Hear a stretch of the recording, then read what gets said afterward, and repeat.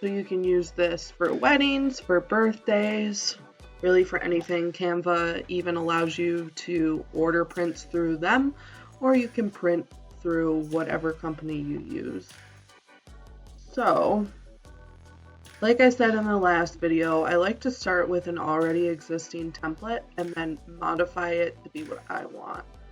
I'm going to take a look through here. I think we're going to do this one. I like the flowers. So, we are going to do this for a birthday party. So I'm going to go ahead and delete the text. These flowers actually have watermarks on them, which means you have to purchase them, so I'm not going to use the flowers. But that's okay, we can still use this template. And so when that happens, what I like to do is then kind of recreate it. So I'll go over here to Elements, type in flowers, and then you can look and see what flowers you want to use. I kind of like this. So it has a pretty watercolor effect to it.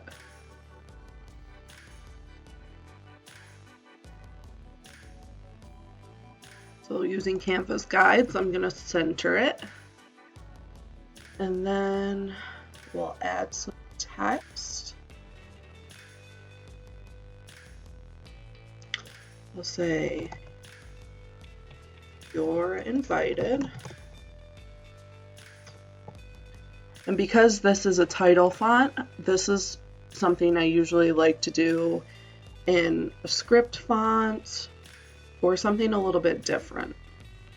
And then I will use a more plain font for all the details so that it's easy to read. So because we're using navy here, I'm also going to use navy for that title font just so it matches a little bit better. And then we're going to go ahead and add in our details. Okay. So now I'm going to choose a font for all of these details. And like I said, I'll pick something that's just easy to read. And then as opposed to creating a new text box, if I want the same font and the same layout, I will just copy that and then edit the text. Okay. So this is pretty basic. And then we're going to go ahead and just see what other elements I can add. So, because it's a birthday invitation, let's see what Canva has for birthday elements. Something I can add in between the text to break it up and just make it look a little nicer. And if you want to move something just a little bit, I would use your keypad and use the up, down, left, right arrows. It won't move it quite as quickly. And the nice thing about a lot of Canva's elements is that you can change the colors to match what your color scheme already is. So I'm going to go ahead and try and match the flowers a little bit more.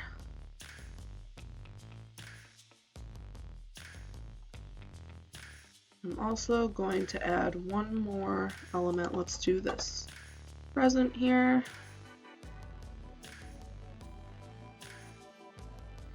Now, because I can't change the color on this, I don't know if I like it. So this is all just testing to see what you like, what you don't like. And like I said in my previous Canva video, that's really what takes the longest. I think actually I'm going to get rid of the cake.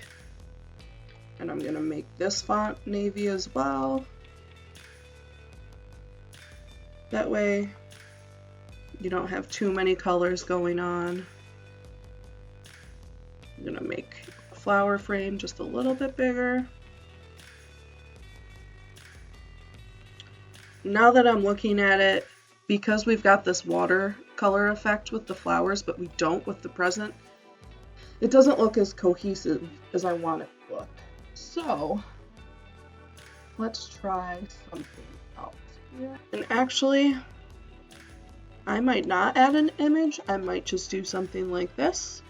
where I'm adding a background. Let's try this one. That goes with the flowers pretty well. We're going to center it. That looks a little bit better than just doing a image of some sort, but it fills up the space a little bit more. So I think that looks pretty good. And again, this invitation is a certain size. Canva allows you to change that size. You could do a trifold, you could do anything you want. You could do a traditional greeting card type invitation.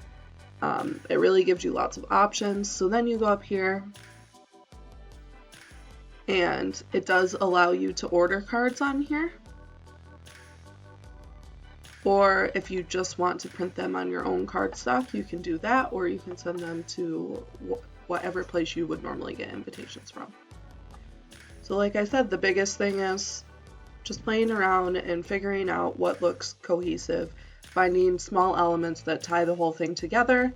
And then I would also recommend printing it to make sure that it's still easy to read, because sometimes it's easier to read on the computer versus print and vice versa.